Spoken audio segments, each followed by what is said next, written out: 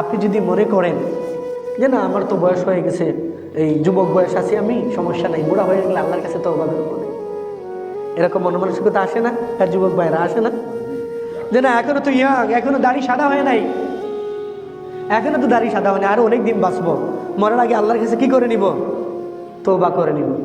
প্রতিটা সময় আমাদের ইস্তেগফার শরীফ পড়া, কিন্তু আমরা কতটুকু আল্লাহকে স্মরণ করি? দেখেন, আমরা যারা মনে করি যে না এখনো সুস্থ আছি, ভালো দেহ আছে, সমস্যা নাই, একবার সময় তওবা করে নেবেন, না, আল্লাহ পাক রব্বুল আলামিন আল্লাহ তাআলা এই সুযোগ আপনাকে দেন নাই। সূরা নিসার 158 নং আয়াতে আল্লাহ তাআলা বলেছেন, ওয়ালাইসাতিত তাওবাতু লিল্লাযিনা ইয়ামালুনাস সাইয়্যাত হাত্তা ইযা হাদারা আহাদাহুমুল মাউত।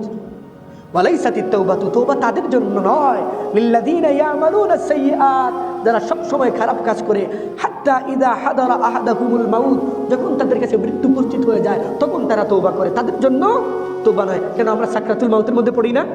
অনেকের জবান বন্ধ হয়ে যায়, কথা বলা বন্ধ হয়ে যায়, পানি খাওয়া বন্ধ হয়ে যায়, বিছানার পর মাসের পর মাস বন্ধ হয়ে যায়, তখন আপনি হুজুর আসেন, এসে আমাদের একটু তওবা করে দেন। যে না আল্লাহ তাআলা বলছেন 58 নং আয়াতে, ওয়ালাইসাতিত তাওবাতু লিল্লাযিনা ইয়ামালুনাস সাইয়্যাত হাত্তা ইযা হাদারা আহাদাহুমুল মাউত, মৃত্যু উপস্থিত হতে আপনি তওবা চাচ্ছেন না, আল্লাহ পাক রব্বুল আলামিন আপনার আমার তওবা কবুল করবেন না।